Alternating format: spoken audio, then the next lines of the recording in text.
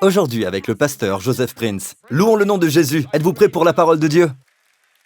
J'aimerais partager avec vous les choses que Dieu est en train d'accomplir pour vous en ce moment, dont vous n'êtes peut-être pas conscient, mais Dieu le fait pour vous en ce moment. Dieu est à l'œuvre au moment où je vous parle. Il est toujours à l'œuvre, même après mes paroles. Avant même de parler, Dieu est à l'œuvre. Mais beaucoup ne sont pas conscients de cela. Vous savez, nous sommes conscients de ce que Dieu a fait pour nous, particulièrement dans notre Église. Nous prêchons beaucoup sur l'œuvre achevée du Christ. Il y a l'œuvre accomplie du Christ à la croix, et nul ne peut rien y ajouter. Nul ne peut rien en retrancher. C'est tout à fait achevé. C'est totalement parfait. Rien ne peut y être ajouté. C'est une œuvre achevée. L'œuvre achevée du Christ, mourant sur la croix pour nos péchés, pose les bases du salut de l'homme. Mais il y a aussi, écoutez bien, il y a aussi l'œuvre inachevée du Christ. Et l'œuvre inachevée du Christ, comme dans Acte 1, commence ainsi. « Cher Théophile, tout ce que Jésus a commencé. » Luc, l'auteur du livre des Actes, écrivait à un homme appelé Théophile. C'est à cette même personne qu'il a écrit l'évangile de Luc. Il dit « Tout ce que Jésus a commencé, dites commencer. » Commencer veut dire que ce n'est pas encore achevé. Donc, il y a une partie du ministère de Jésus qui continue toujours et cette responsabilité nous revient. Tout ce que Jésus a commencé de faire est d'enseigner. Donc, la prédication de l'Évangile est inachevée. Celle-là, il nous la laisse. Donc, le livre des Actes est l'œuvre inachevée du Christ. C'est réalisé par son corps, son Église, son peuple. D'accord? Je vais donc vous partager maintenant, non ce que Dieu a accompli, mais ce qu'il est en train de faire, pour que votre foi soit relâchée. Pasteur Prince, mais je n'ai pas encore eu l'occasion de prier aujourd'hui, mais Dieu est toujours à l'œuvre, avant, pendant et après la prière. Je vais vous partager des choses qui n'ont rien à faire avec vous, en tant que tel, sauf pour que vous y croyiez. Il faut seulement croire que Dieu est en train de le faire en ce moment. Et vous savez ce que cela produira en vous? La certitude que le meilleur reste à venir. La première chose qu'il vous faut savoir, c'est que vous êtes sauvés. Si vous mettez votre confiance en Christ et croyez que Dieu l'a envoyé pour prendre votre place sur la croix et mourir pour vos péchés, qu'il est devenu péché pour que vous deveniez sa justice. Quand vous savez cela, vous réalisez que Dieu vous a rendu juste. Dans ce ministère, nous accordons une très grande importance à cela. Vous le savez tous. Mais savez-vous cela? Dieu ne vous a pas rendu juste uniquement au moment où vous avez accepté Christ et mis votre confiance en lui, peut-être le mois dernier ou durant la dernière décennie. À un moment donné, vous avez accepté Christ, vous lui avez fait confiance. Vous avez été sauvés aux yeux de Dieu. Dieu vous a imputé à justice. Il vous voit comme étant juste. Pas seulement à ce moment-là, mais Dieu est constamment en train de vous imputer à justice. J'aimerais vous prouver cela, d'accord? Nous allons apprendre une chose très simple que nous avons apprise dans les cours d'anglais. Ça s'appelle le présent. Mais en grec, il y a une expression beaucoup plus riche. Le grec a des expressions merveilleuses. C'est à l'impératif, cela signifie un ordre. L'indicatif parle d'un fait, d'accord? Donc il y a des participes qui aident à comprendre les temps de verbe. Même le ton. Et il y a la voix passive ou active. D'accord? Romains 3. Tous ont péché. Nous connaissons tous ce verset. Nous l'avons appris par cœur. Tous ont péché et sont privés de la gloire de Dieu. Et c'est là où nous nous arrêtons. Mais en fait, parce que tous ont péché et sont privés, tous peuvent recevoir la justice. Car la justice de Dieu est uniquement donnée aux personnes qui ont péché. La Bible dit donc ici, tous ont péché. Maintenant, voyons le prochain verset, le verset 24. Et ils sont gratuitement déclarés justes. Dites gratuitement. Gratuitement signifie sans prix. Vous n'avez rien à faire. Le mot grec est Dorian. Dorian, d'où vient le prénom Dorian? Dorian signifie sans coût, sans aucun paiement de notre part, sans coût. Maintenant, cela ne s'applique pas à Dieu. Dieu a payé un prix fort, un prix très élevé, son Fils bien-aimé. Mais pour nous, nous sommes gratuitement déclarés justes, sans aucun prix. Êtes-vous avec moi? Par sa grâce. C'est pour cela que j'aime la grâce. Par la rédemption qui est en Jésus-Christ. C'est une fondation juste. Dieu ne peut pas simplement, de façon arrogante, rendre juste les pécheurs. Il doit y avoir une fondation juste pour un Dieu saint, un Dieu 3 fois saint, pour rendre juste l'homme pécheur. Et cette fondation est la croix de Jésus-Christ, où il prit nos péchés. Maintenant, Dieu est, si je puis dire, humblement, divinement contraint. Dieu s'est mis dans cette position où par alliance à cause de ce que Christ a fait. Christ a pris nos péchés. Or, si vous croyez en Christ, Dieu est divinement contraint de vous imputer à justice. Parce que Jésus a mis en place l'ensemble du système, d'accord? Ainsi, cela devient une alliance, une nouvelle alliance. Donc ici, la rédemption qui est en Jésus-Christ nous donne la solide fondation, étant déclaré juste, et le participe présent passif. Passif signifie que vous ne faites pas l'action. Dieu est celui qui, constamment, vous voit comme étant juste. Dieu est continuellement en train de vous imputer à justice. Continuellement veut dire avant d'échouer, quand vous échouez et après avoir échoué. Cela ne fait pas de l'échec un style de vie. Quand vous connaissez la vérité, cela tue cet échec. Donc, même maintenant, même en ce moment, même si vous échouez par exemple, en route pour l'église, et que vous vous mettez en colère contre votre époux ou épouse, ou quelqu'un d'autre sur le chemin, ou peu importe, et vous n'avez pas eu le temps de vous repentir, laissez-moi vous dire qu'en ce moment, selon ce verset, je parle selon la parole de Dieu. Il ne se passe pas une minute où Dieu n'est pas constamment en train de vous rendre juste. Donc, en ce moment, pendant que je vous parle, même quand les mauvaises pensées vous passent par l'esprit, si vous connaissiez cette vérité, elle détruira ces mauvaises pensées. Car toutes les mauvaises pensées se développent avec cette pensée. Oh non, j'ai péché. Oh non, je ne crois pas que je pourrais même prier après cela. Je suis un hypocrite. Comment je pourrais prier avec de telles pensées sur Pasteur Prince? Vous savez, c'est pour cela que nous avons besoin du Saint-Esprit.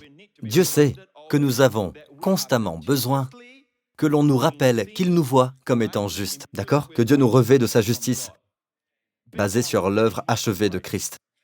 Donc la rédemption a été faite. La rédemption est achevée. Mais cette justification, d'accord, est continue. Cela ne veut pas dire que c'est incomplet. En d'autres mots, Dieu vous voit toujours comme étant juste. Dieu voit toujours. Je vous le dis, ma confiance augmente en présence de quelqu'un qui ne trouvera jamais des raisons de me critiquer, qui m'aimera toujours de façon inconditionnelle. Et mieux encore, cette personne n'est pas aveugle, cette personne est parfaite. Ce n'est pas surprenant que son amour parfait chasse toutes mes peurs. Et comment le fait-il? Gratuitement. Il ne vous dit pas qu'il faut faire ceci ou cela pour qu'il vous voie comme étant juste. C'est seulement basé sur l'œuvre achevée de Christ. Donc, vous devez apprendre que c'est pourquoi Romains 5, 17 entre en jeu. Si par un seul homme, par la faute d'un seul, c'est-à-dire Adam, le premier homme, la mort a régné, ceci nous révèle que la mort de l'homme n'était jamais inclus dans le plan de Dieu. Dieu est la mort. Je répète, Dieu est la mort. Il a envoyé son Fils pour vaincre la mort, et il l'a ressuscité corporellement des morts. Dieu est la mort. Et la Bible dit que la mort est venue à cause de quoi? La faute d'un seul homme, c'est-à-dire Adam. Ceux qui reçoivent avec abondance la grâce et le don de la justice régneront à bien plus forte raison. Deux choses qui caractérisent le ministère du pasteur Prince. Si certains se demandent pourquoi je prêche autant sur la grâce, c'est parce que la Bible dit que c'est par l'abondance de la grâce et le don de la justice que nous régnerons dans la vie. Nous régnerons dans la vie. Je ne sais pas en ce qui vous concerne, mais moi, j'aime régner. J'aime être au-dessus des circonstances et non en dessous. J'aime que ce soit moi qui règne sur mes habitudes et non l'inverse. J'aime régner même sur la maladie. J'aime régner sur toute chose, mais je sais que par moi-même, je n'y arriverai pas. Je peux seulement le faire quand je reçois l'abondance, la grâce et le don de la justice par Jésus-Christ. Alors je régnerai dans la vie. Avez-vous remarqué le mot recevoir? Encore une fois, le mot en français est simplement recevoir, tandis que la langue grecque est riche. Vous n'avez pas simplement recevoir, c'est plus précis. Comment vous recevez? Le participe présent actif. En d'autres mots, parce que Dieu est constamment en train de vous imputer à justice, savez-vous ce que vous devez faire? Vous devez toujours être conscient de cela. En être conscient surtout lorsque vous échouez. Et continuer de recevoir. Quand je dis recevoir, des personnes disent « Je ne comprends pas, Pasteur Prince. J'ai prié pour recevoir le Christ le mois dernier. Pourquoi je dois le recevoir à nouveau ?» Ce n'est pas recevoir à nouveau. Recevoir ici est cette idée de constamment savoir cela. Ce que vous savez maintenant vous impute constamment à justice. Vous devez continuellement le recevoir. Si vous ne le recevez pas, même s'il n'est pas continuellement en train de vous rendre juste, vous n'êtes pas en accord avec lui. Vous vous dites « J'ai échoué, je suis comme un hypocrite ». Avant même de vous en rendre compte, vous ne voulez plus aller à l'église. Vous repensez à ce que vous avez fait et vous croyez à un mensonge. Le diable a semé un mensonge en vous. Il placera cette idée dans votre esprit. Il utilise le pronom « je ». Je suis suicidaire. Je me sens seul. Personne ne m'aime. Il ne vient pas à vous en disant « tu es ceci », mais en utilisant le pronom personnel « je ».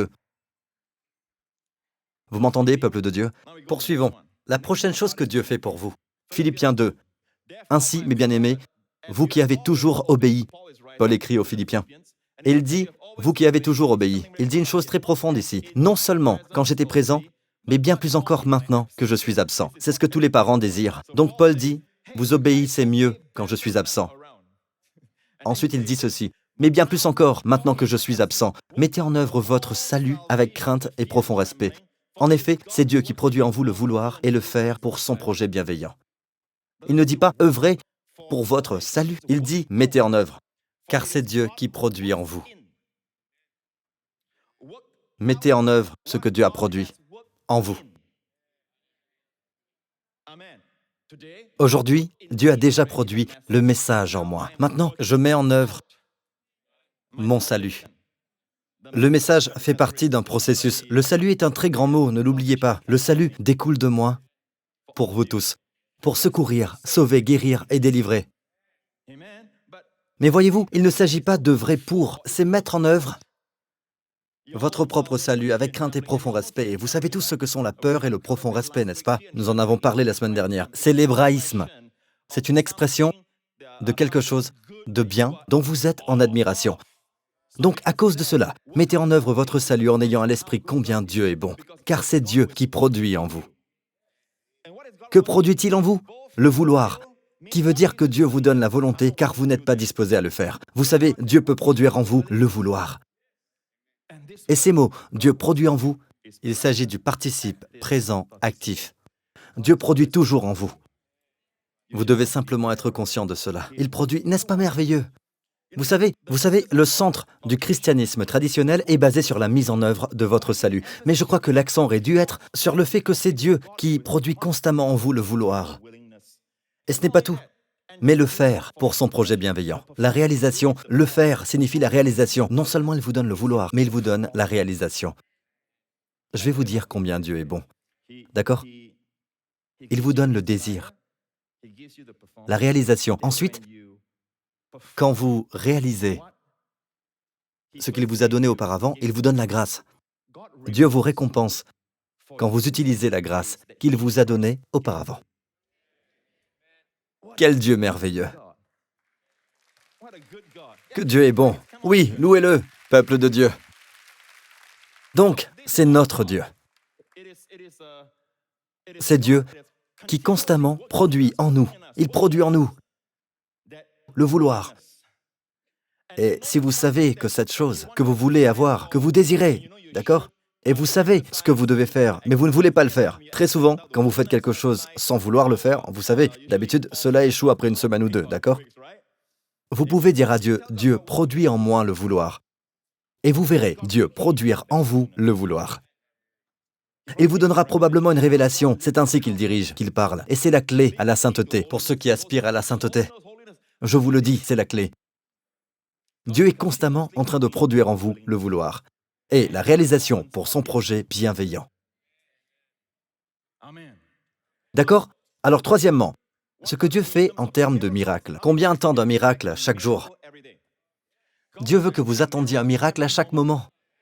Je peux m'attendre à un miracle. Mais où est la fondation biblique pour cela? Galates 3, verset 5.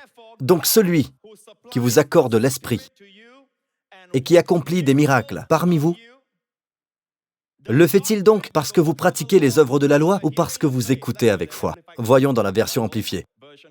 Celui qui vous accorde son esprit merveilleux et qui œuvre puissamment et miraculeusement parmi vous, le fait-il donc parce que vous pratiquez les œuvres que la loi exige ou parce que vous le croyez et le respectez et que vous avez confiance, que vous vous fiez au message que vous avez entendu, même ce message que vous écoutez en ce moment. Comme vous écoutez, Dieu vous accorde l'Esprit. Comme vous écoutez, Dieu œuvre puissamment et miraculeusement dans votre vie. Et c'est pourquoi nous avons les témoignages de gens avec ce genre de résultats. Vous savez, ils écoutent mon message, même si je ne suis pas physiquement présent, mais leur vie est transformée. Ils sont guéris dans leur corps. Et maintenant, très rapidement, revenons à la version second 21. Celui qui vous accorde est le participe présent actif. Dieu vous accorde constamment l'Esprit. Et ce n'est pas tout. Mais il accomplit des miracles parmi vous. En passant, parmi vous veut aussi dire en vous, d'accord? Les érudits grecs disent que les dieux peuvent être utilisés. Accomplit des miracles. Et aussi au participe présent actif. Dieu accomplit constamment des miracles. En vous, parmi vous, dans votre famille, en vous, parmi vous, ce qui signifie que cela se produit en vous et autour de vous. Et c'est pourquoi, quand vous entrez dans un restaurant où il y a peu de personnes, ou les dames, quand vous entrez dans une boutique, soudainement, elle se remplit. Pourquoi? Grâce à vous. Dieu accomplit constamment des miracles d'approvisionnement, de bénédiction et de grâce en vous et autour de vous. Donc, c'est pourquoi il est dit, Dieu le fait parce que vous pratiquez les œuvres de la loi. Même si c'est au présent actif, il accorde constamment, produit continuellement, accorde continuellement. Le fait-il parce que vous pratiquez les œuvres de la loi ou parce que vous écoutez avec foi? Ah, cela se produit parce que vous écoutez avec foi. Donc, même si Dieu le fait, vous devez le croire, être conscient de cela. Maintenant, à cause du temps, je vais devoir conclure. Je vais conclure par ce dernier verset. Et le dernier verset concerne la provision et les finances. D'accord? Je vais vous partager une chose que vous n'avez peut-être jamais entendue de cette façon auparavant. Combien ont entendu ce verset? Celui qui sème abondamment moissonnera abondamment. Celui qui sème peu moissonnera peu. Et Dieu aime celui qui donne avec joie. Tout ceci est vrai, mais bien souvent, vous l'oubliez. Ensuite, il dit ceci. Dieu peut, prochain verset, finalement, montrez-leur tous les versets si possible. Tous les versets avant ceci. Sachez-le, celui qui sème peu moissonnera peu, d'accord? Et celui qui sème abondamment moissonnera abondamment. Que chacun donne comme il a décidé dans son cœur, sans regret ni contrainte, car Dieu aime celui qui donne avec joie. Et tout ceci est bien. Mais tout doit se confirmer par la révélation. Laissez-moi vous montrer ce qui va se passer. Verset 8. Il a aussi le pouvoir de vous combler de toutes sortes de bienfaits. Ainsi vous aurez tout ce dont vous avez besoin. J'ai entendu des gens, laissez-moi finir. Ainsi vous aurez en tout temps et en toutes choses tout ce dont vous avez besoin. Et il vous en restera encore du superflu pour toutes sortes d'œuvres bonnes. Voilà le problème. À cause de ce verset, Dieu a le pouvoir de vous combler. Est-ce au présent, au passé ou au futur? Est-ce au futur? Dieu a le pouvoir de. Est-ce une réalité ou une possibilité? Dieu a le pouvoir de. En d'autres mots, certains disent, quand vous parlez à quelqu'un, vous lui dites, croyez-vous que Dieu guérit? Dieu en a le pouvoir. Ce n'est pas encore la foi que Dieu recherche. Croyez-vous que Dieu peut pourvoir à vos besoins? Dieu en a le pouvoir. C'est encore dans le domaine du possible. Ce n'est pas encore accompli. Donc, ce n'est pas pour rien qu'il y a un mot en italique. Pouvez-vous voir le « a » ? Le mot « a » est là pour vous aider à comprendre. Mais dans ce cas, quand il s'agit de « a le pouvoir de », cela devient au futur. « A le pouvoir de ». Nous savons tous que Dieu a le pouvoir de. Et cela nous donne l'impression que si vous donnez avec joie, c'est alors que Dieu a le pouvoir de vous combler de toutes ses grâces. Mais laissez-moi vous montrer le grec. Cela va vous surprendre. Êtes-vous prêts? Enlevez le « de » et laissez-moi vous montrer le mot « pouvoir ». Le mot « pouvoir » vient littéralement du mot « dynamite ». Dunamis. Le mot ici est « dynato » de dunamis. Dynato, que Dieu est en train de dynamiter. D'accord? Mais, pasteur, qu'en est-il du verbe? Est-ce également au présent? Oui, c'est le présent actif de l'indicatif. Donc, je peux défier tout érudit grec d'aller le vérifier. Et le mot « pouvoir » est au présent actif de l'indicatif. Indicatif veut dire que c'est un fait, que Dieu est en ce moment.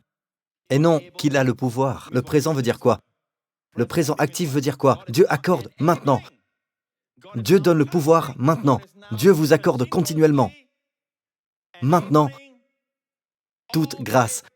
Laissez-moi vous donner la version maintenant, d'accord? Dieu vous accorde toute grâce, toute faveur et des bénédictions terrestres en abondance, afin que vous possédiez toujours à tout point de vue de quoi satisfaire à tous vos besoins, et que vous ayez encore en abondance pour toute œuvre bonne. Comme je parle en ce moment, Dieu accorde toute grâce. Comme je parle en ce moment, Dieu est en train de le faire. Comme je parle en ce moment, Dieu est en train de le faire. Ce n'est pas qu'il va le faire, ce n'est pas qu'il l'a fait une fois dans le passé, mais il le fait continuellement. Dieu accorde toute grâce. Quand vous êtes conscient de cela, alors le verset précédent, qui dit que Dieu aime celui qui donne avec joie. Pourquoi? Car vous savez que Dieu pourvoit toujours. Dieu multiplie toujours sa faveur envers vous. Et vous êtes si remplis que cela fait de vous quelqu'un qui donne avec joie. La grâce vient en premier. La grâce vient en premier. La grâce ouvre nos cœurs. Et c'est le chapitre 9. Avant le chapitre 9, il y a le chapitre 8. D'accord? C'est profond, Pasteur Prince, oui, ça l'est. Regardez au chapitre 8, qu'est-ce qui s'est passé? Car vous savez comment notre Seigneur Jésus-Christ a manifesté sa grâce envers nous. Lui qui était riche, il s'est fait pauvre pour nous, afin que par sa pauvreté, vous soyez enrichis. Et il est impossible d'utiliser ceci de façon spirituelle. Il était riche, il s'est fait pauvre spirituellement. Vous savez, tout le contexte des chapitres 8 et 9 parle d'argent. Il parle de donner, il parle de choses matérielles. Il parle donc de Jésus sur la croix. Il s'est fait pauvre. La seule fois où il s'est fait pauvre, c'est à la croix. Que vous soyez ici avec nous ou chez vous, en train de regarder ce programme, où que vous soyez, et que vous dites, Pasteur Prince, j'ai besoin que Dieu me sauve, me purifie, qu'il me lave de tous mes péchés et me rend continuellement juste. Alors mon ami, c'est la raison pour laquelle vous regardez ce programme. C'est pourquoi vous entendez ce message. Ce n'est pas par hasard. Dieu a voulu que vous entendiez ce message. Si c'est votre désir, et même ceux qui sont dans la salle, si vous voulez Christ, ne partez pas s'il vous plaît. Vous savez, nous pleurons quand nous perdons notre emploi. Nous pleurons quand nous perdons de l'argent dans nos investissements. Nous pleurons quand nous perdons un être cher. Mais je vous dis ceci, les plus grandes larmes, c'est quand quelqu'un est perdu pour l'éternité. Il n'y a pas de plus grande perte que la perte d'une âme pour toute l'éternité. Et mon ami, c'est pourquoi Dieu a envoyé son Fils. Dieu vous a tant aimé. Il y a l'enfer à fuir et il y a le paradis à recevoir. Ne laissez personne vous berner. Ne laissez pas le diable vous tromper. Ne laissez pas le monde et ses chants et ses fêtes vous pousser à croire qu'il n'y a rien, pas de malheur devant. Ce n'est pas le cas. Il y a l'enfer à fuir.